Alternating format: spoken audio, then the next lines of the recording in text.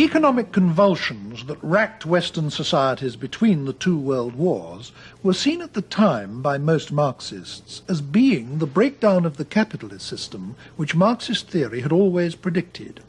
However, whereas according to the theory this was supposed to lead to communism, in not one single such Western society did communist regimes emerge. What did emerge in several of them was fascism. Some Marxists were disillusioned by this to the point of abandoning Marxism. Others refused to question Marxist theory regardless of what actually happened. But there were many in between, people who remained or wanted to remain Marxists, but who felt that Marxism would have to be seriously re-examined if it was to continue to remain credible. One such group of people came together in Frankfurt in the late 1920s and have come to be known since as the Frankfurt School. Actually, they didn't stay in Frankfurt long, but the name has stuck. They left Germany in the early 1930s, in the period just before and after the Nazis came to power, and by the mid-30s the key figures had all settled in the United States.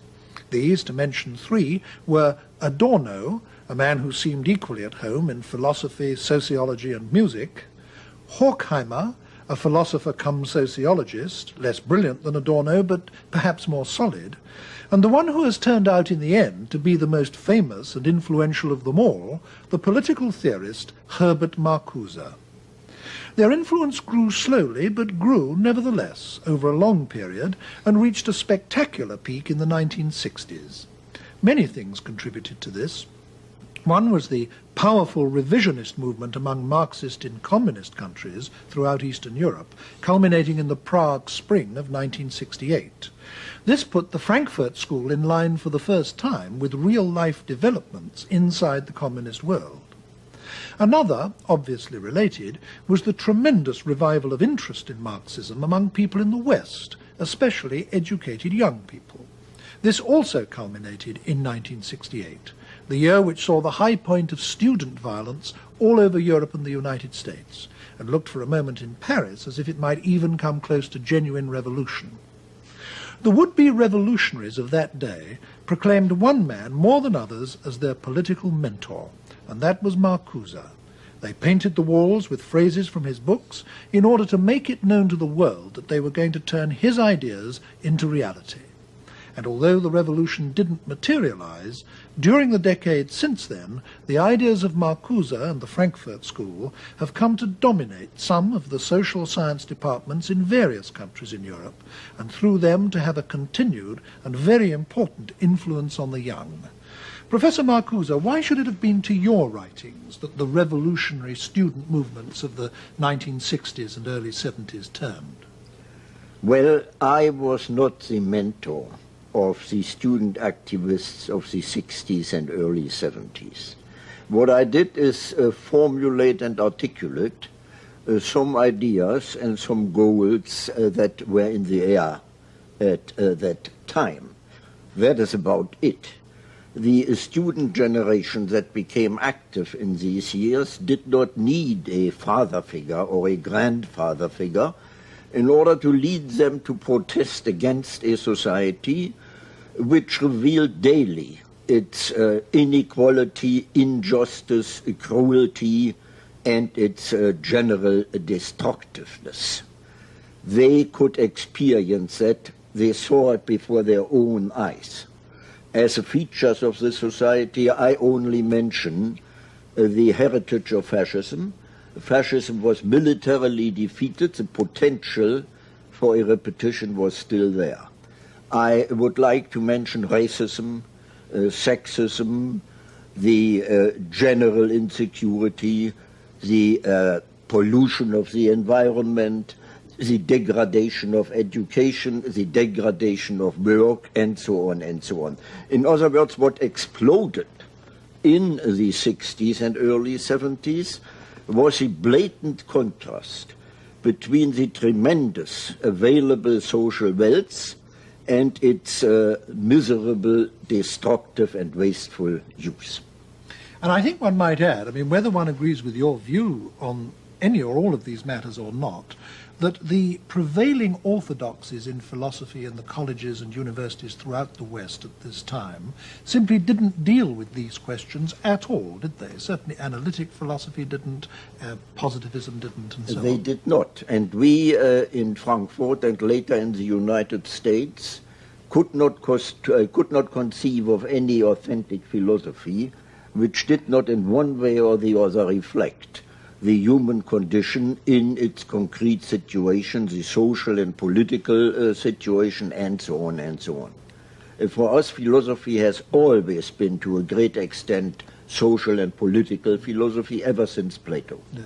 Of course, philosophy has been of enormous importance to you throughout your life. In fact, you've spent your life as a university teacher, lecturer, academic, writer of books, and so on. Mm-hmm.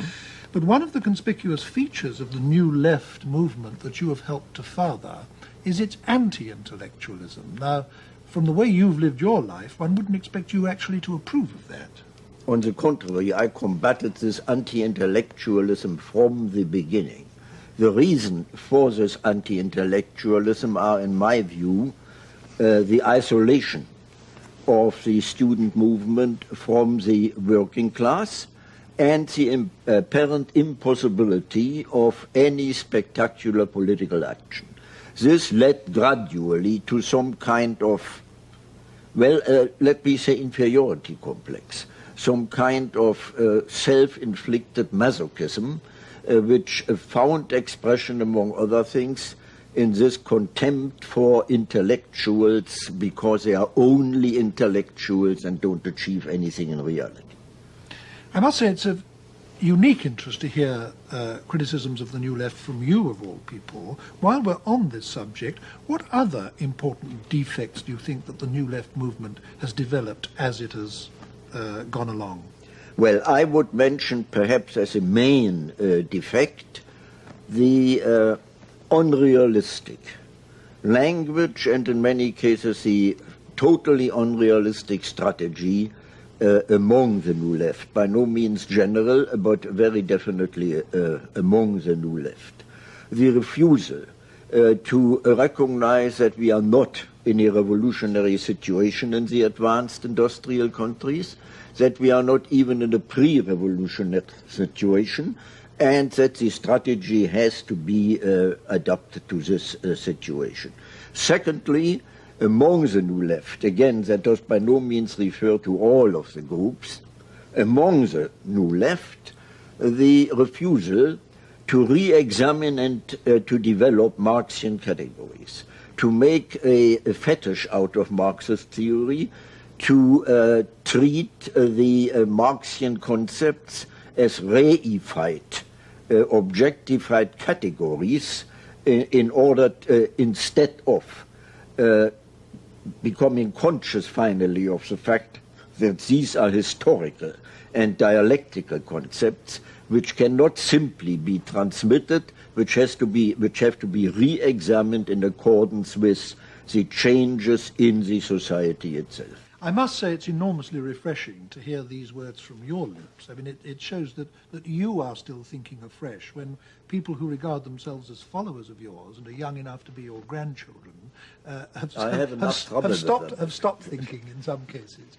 But now you've brought us to what was really the guts of the Frankfurt School itself as it started, when you started talking about the re-examination of Marxist concepts. As I said in my introduction to this program, it was the feeling that Marxism had to be re-examined and reconstructed that gave rise to your movement, particularly as a result of fascism. But fascism wasn't the only thing that precipitated it, was it? I mean, there were other political factors too. Can you comment on what some of them were? You mean some of the factors which demanded a revaluation of Marxian categories? Yes. To me, one of the most important ones concerns the concept of socialism itself. In the development of Marxian theory, not in Marx himself, but in the development of his theory, socialism has become, the concept has almost entirely been focused on a more rational, larger development of the productive forces.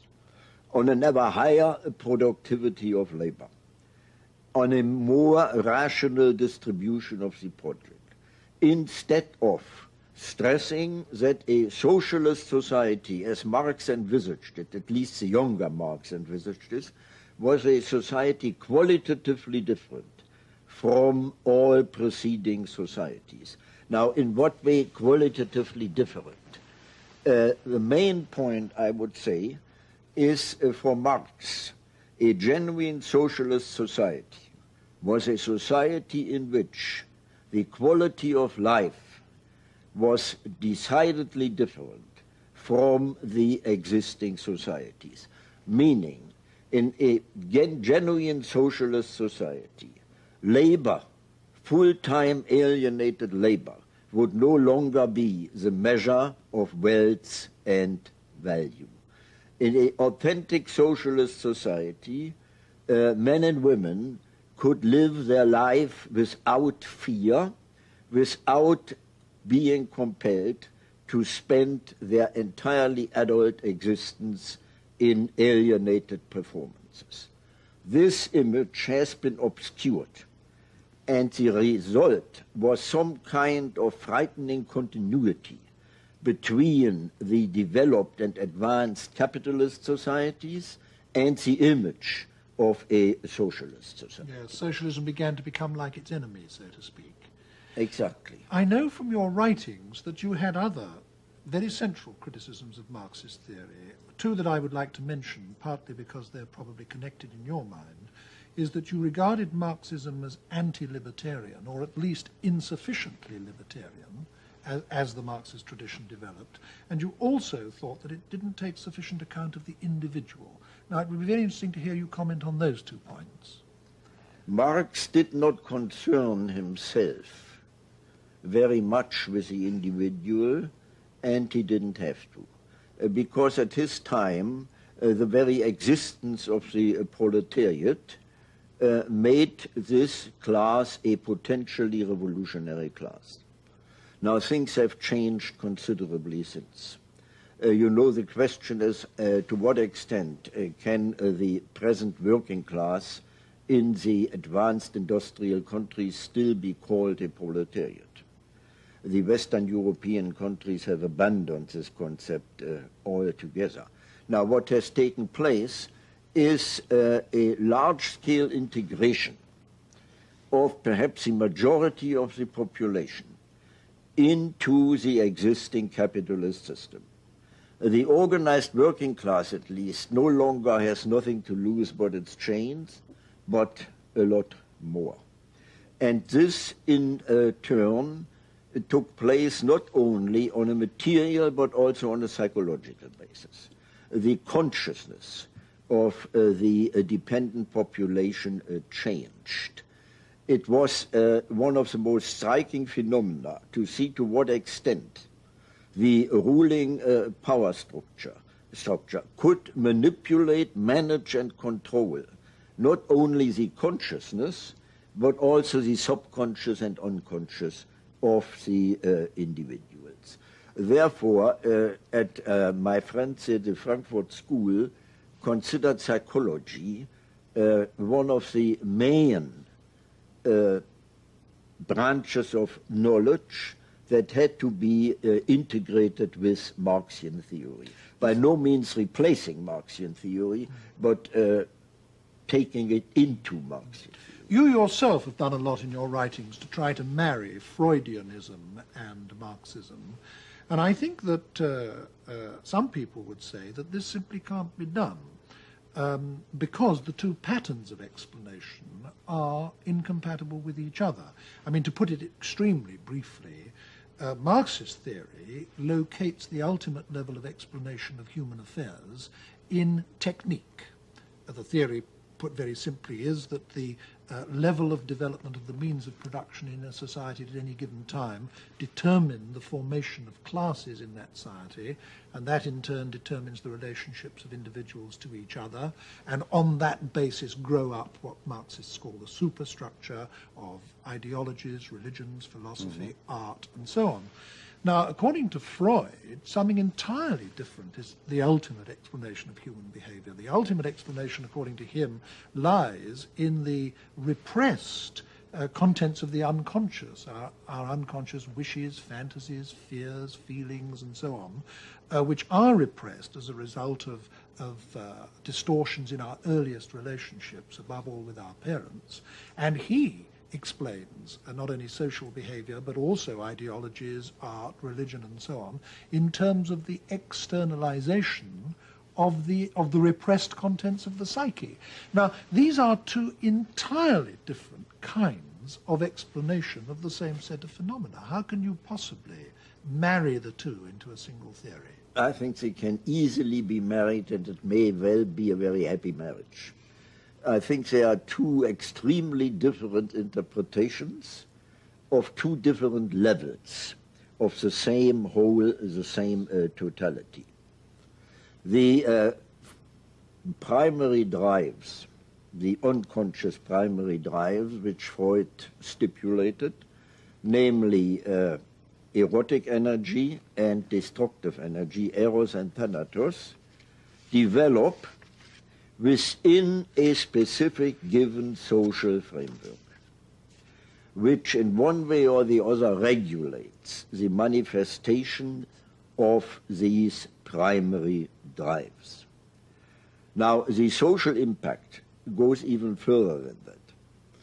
According to Freud, the more intense the repression in a society, the more what happened is a mobilization of surplus aggressiveness against this repression.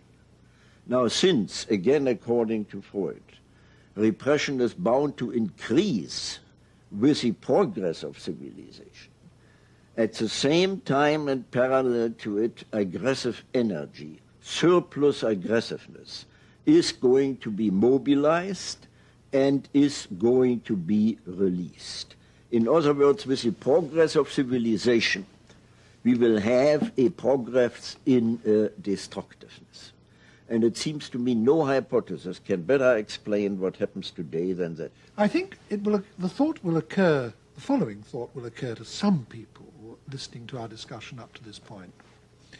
You have catalogued a very formidable list of defects in Marxist theory and prediction. The failure to predict the future success of capitalism, the anti-libertarian element in Marxism, the absence of any theory or attitude to the individual. You've also talked about other entirely new theories like Freudianism, which came on the scene after Marx and therefore couldn't have been accommodated by Marx in his outlook.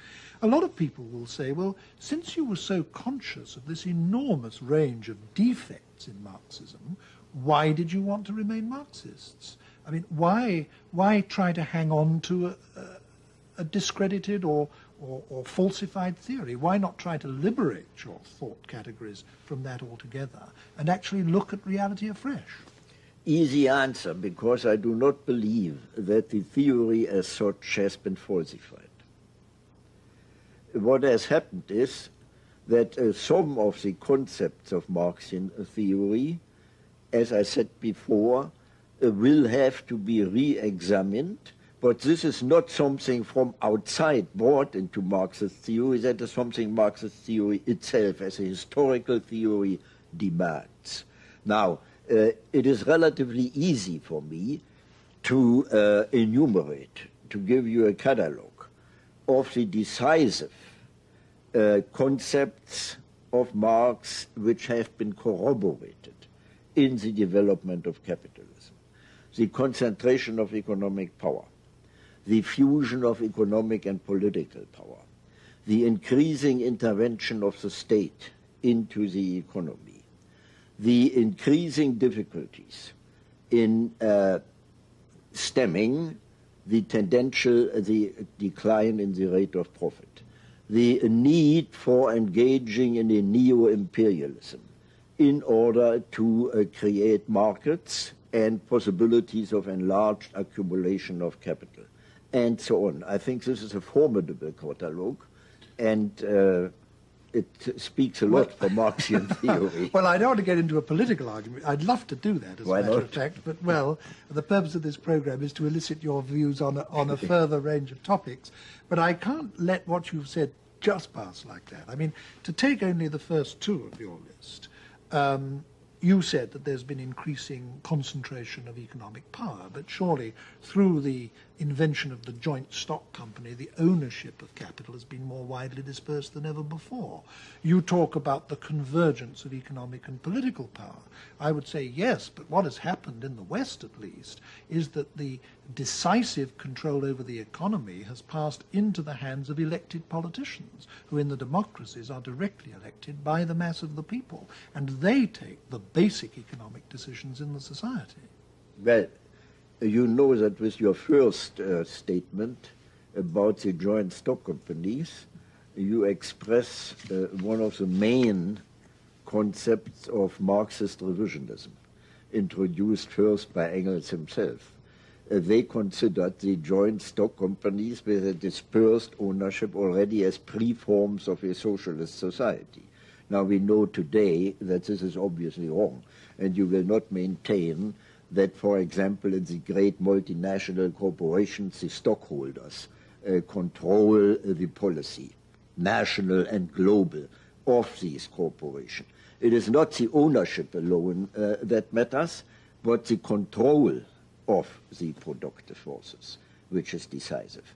As far as the state is concerned and the role of the politicians, do you believe that the politicians make their decisions entirely by themselves as free individuals, or isn't there some kind of link between the policy makers and the great economic powers in the society? Well, the politicians certainly aren't dominated by the great economic powers. But anyway, I think I will have to let that pass reluctantly and get back to the Frankfurt School. We've talked in general terms and about the Frankfurt School. Mm-hmm. I mentioned two or three of the individuals in my opening remarks, but I think it would be especially interesting to hear just a word from you about who the main individuals were and what they were like, because after all, they were your close friends and associates. Well, Horkheimer was the director of the institute. He was not only a thoroughly trained and knowledgeable philosopher and sociologist, but also in a strange sense, a financial wizard who could take care very well of the material basis, as it were, of the institute, not only in Germany, but also afterwards in the United States.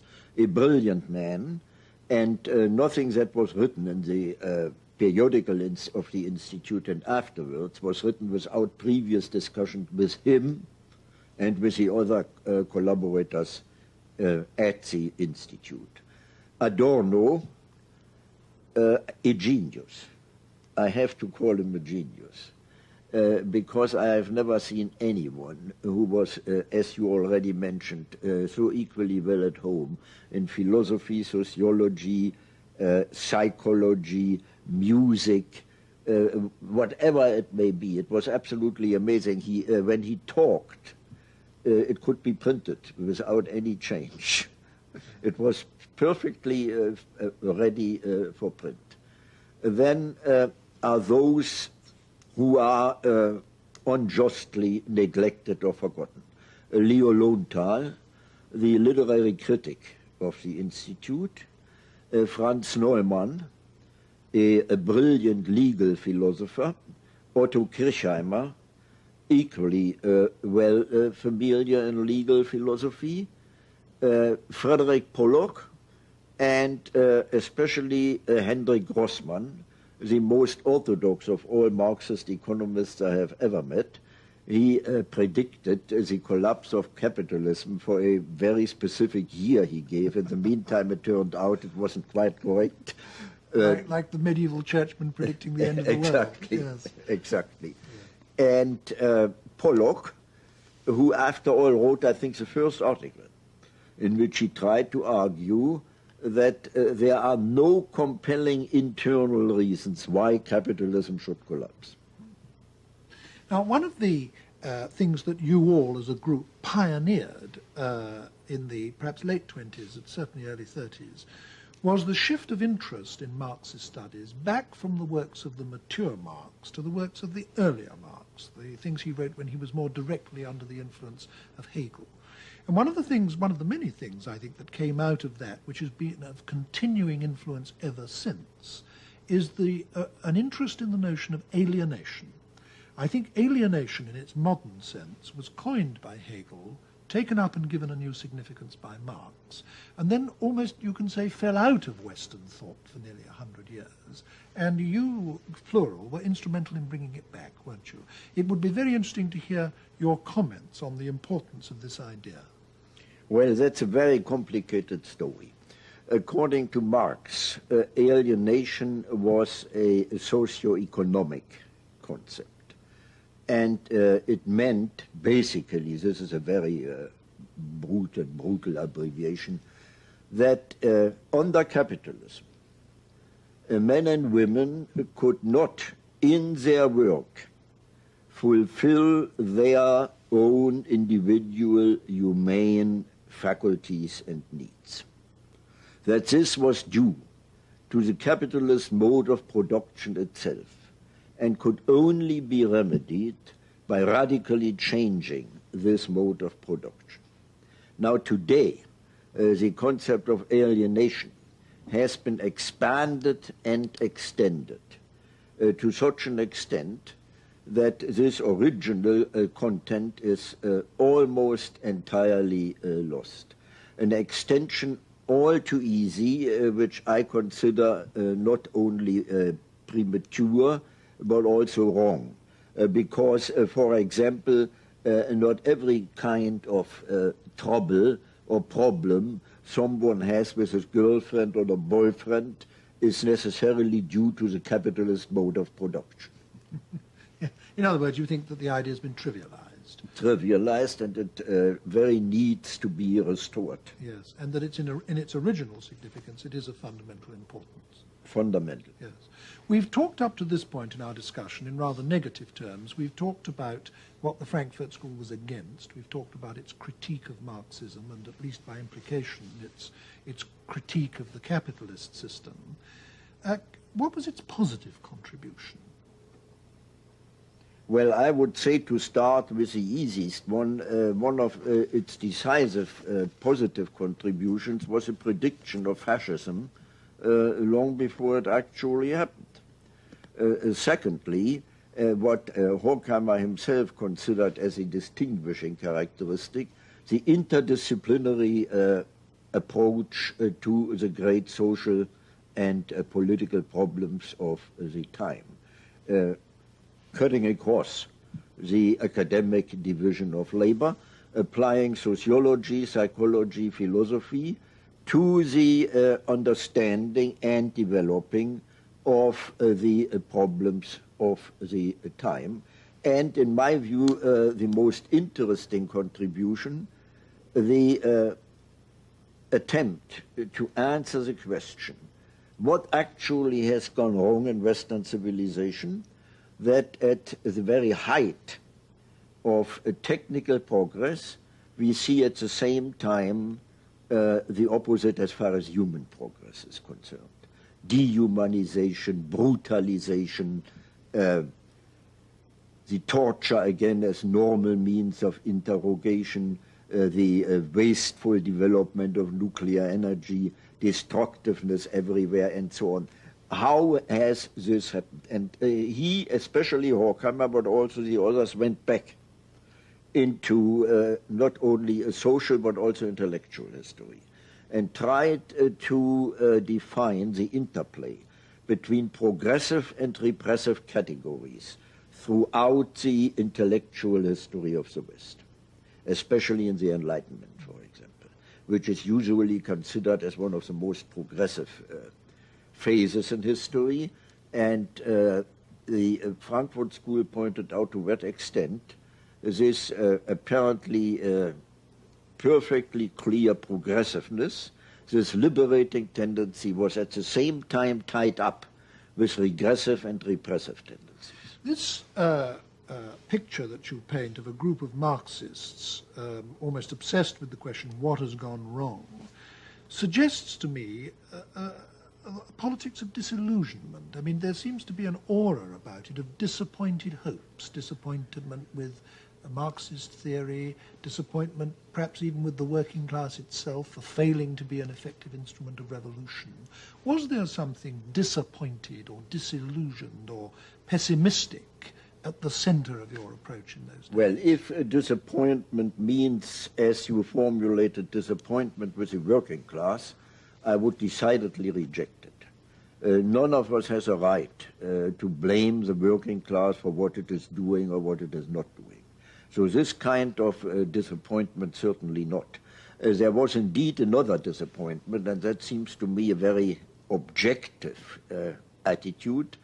I mentioned it before, namely that the incredible social wealth that had been assembled in Western civilization, and mainly as the achievement of capitalism, was increasingly used for destroying rather than constructing a more decent and humane society. If you call that disappointment, yes, but I think it's a very justified and objective disappointment. And you saw your central task as being an investigation of the reasons as to why that was exactly. So. How had it come about? So the essential enterprise of the Frankfurt School was a critical one. Definitely. Yes. Therefore the term critical theory today yes. for the writings of the Frankfurt yes. School. One thing that the members of the Frankfurt School exhibited very considerable concern with from the beginning was aesthetics. And this, I think, differentiates it from most other philosophies, certainly from most other political philosophies. And you yourself have written a lot in recent years about aesthetic matters. Why did you and your colleagues always regard aesthetics as so important? Well, I believe, and it was Adorno who is to whom I'm closest in this respect, I believe that in art, literature, and music, insights and truth are expressed which cannot be communicated in ordinary language, let's say in prose for brevity's sake, and that with these truths, images, the image of an entirely new dimension is opened, which is either repressed or tabooed in reality. Namely, the image of a human existence and of nature no longer confined within the norms of a repressive reality principle, but really striving for their fulfillment and gratification, even at the price of death and catastrophe. I tried to illustrate it by saying that let me use a terrible word, the message of art and literature is that actually the world should be experienced so as the lovers of all times experienced it, as King Lear experienced it, as Anthony and Cleopatra experienced it. In other words, a rupture with the established reality principle, at the same time the invocation of the images of liberation. In other words, what you're saying now ties up with what you were saying very near the beginning of our discussion about your insistence that socialism should be concerned with a different quality of life exactly. and not only with material exactly. matters. And that means that you, at least, see literature as a repository of new values, and you don't just see it as a critique of existing society or a revolutionary instrument in the way that many Marxist critics, literary critics I would do. say it is all authentic literature is both. It is on the one hand accusation of the existing society, but on the other hand, and internally linked to it, always the images of liberation. I certainly do not believe that you can give any adequate explanation of a literary work simply in terms of the class struggle or whatever it may be. Well, this is a field in which thinkers in the tradition of the Frankfurt School, like yourself, are now doing fresh and original work. What other areas do you think this school of philosophy, this tradition of philosophy, is going to have to concern itself with in the immediate future? Well, I can in this respect only talk of myself. And I would say that far more attention should be paid to the women's liberation movement. I see in the women's liberation movement today a very strong radical potential. Now, I would have to give a lecture in order to explain why I do that. Unfortunately, yeah. I cannot. Let me at least try to say it in two sentences. All domination in recorded history up to date was patriarchal domination. So if we should indeed live to see not only a equality of the woman before the law or whatever it is, but the deployment of what is called the specific feminine qualities throughout the society, for example, non-violence, receptivity, tenderness, this would indeed be, or perhaps could be, the beginning of a qualitatively different society, the very antithesis to male domination with its violent and brutal character. Now, I'm myself perfectly conscious of the fact that these so-called specific feminine qualities are socially conditioned. I was going to say there are people who would regard it as sexist to say that all they right. are now, specifically they feminine. I don't care. They are socially conditioned, but to a great extent they are available. They are there. So why not use them the way they are, regardless of the question as to their origin? I'd like to end our discussion, Professor Marcuse, by putting to you one or two of the main criticisms that are commonly made of your work. I've really put the chief one to you already, and that was a long way back in the discussion when I said to you, given your awareness of so many things wrong with Marxism, why do you remain a Marxist? I won't put that to you again because you've already indicated what your reply is. Because I think it's correct. Yes, but there are others too.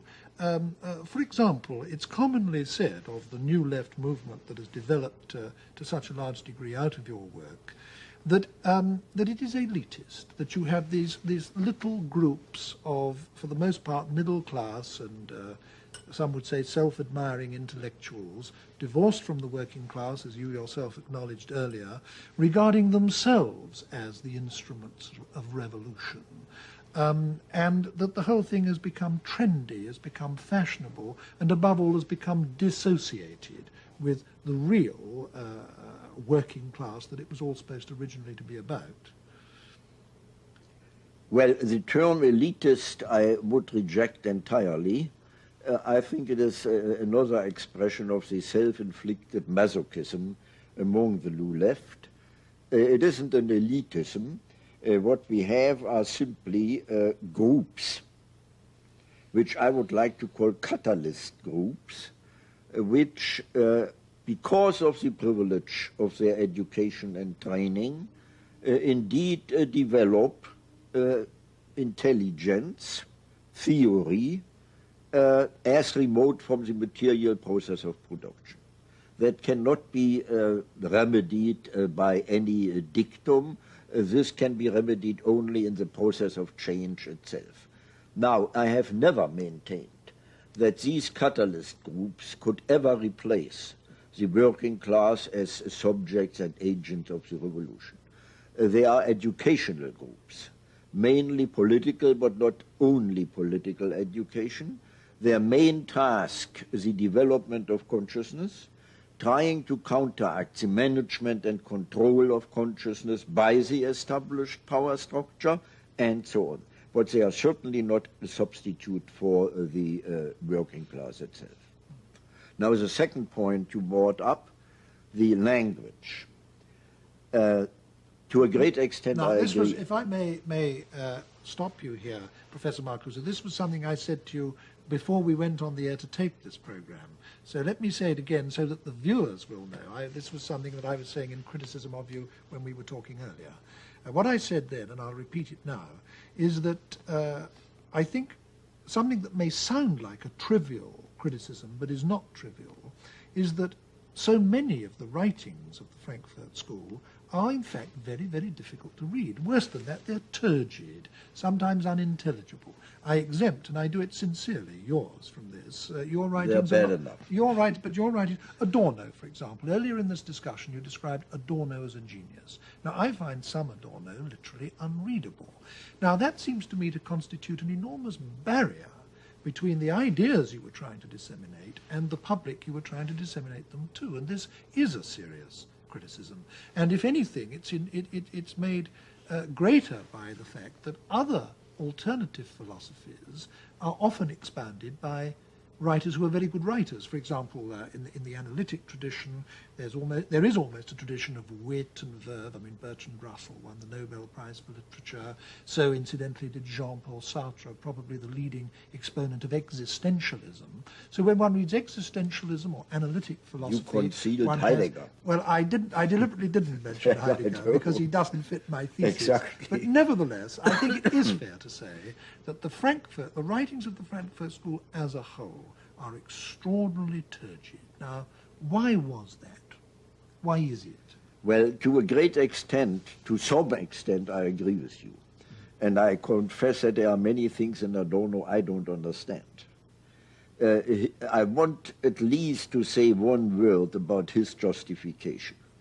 It was that ordinary language, ordinary prose, even a little sophisticated one, has been so much permeated by the establishment, by the express so much the controls and the manipulation of the individual by the power structure, that already in the language you use, you have to indicate the rupture with conformity. Therefore, the attempt to convey this rupture already in the syntax, in the grammar, in the vocabulary, whatever it may be. Now, whether or not that is acceptable, I don't know. The only thing I would say, there's an equally great danger in premature popularization of the terribly complex problems we face today.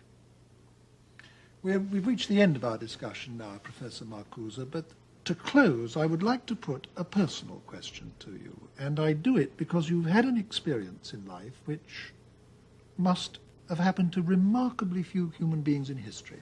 You spent almost a whole lifetime as an academic, known to a comparatively small circle, your pupils, the readership of the rather specialized readership of your books and articles. And then suddenly, when you were literally nearly 70, you became, almost overnight, one is tempted to say, a world figure. Now, this is an astonishing thing to happen to anyone. What was it like to have it happen to you? Well, on the one hand, I enjoyed it tremendously.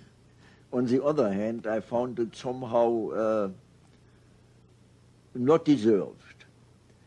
And I may end, if this is the end, on a rather impertinent note. No, it isn't so impertinent. I always said, when I was asked, how is that possible, I said, I appear only as such a figure because the others are still more stupid than I am. But no one could ever have expected it, and I suppose you never expected it, did you? No, I certainly didn't. Well, thank you very much, Professor Marcuse.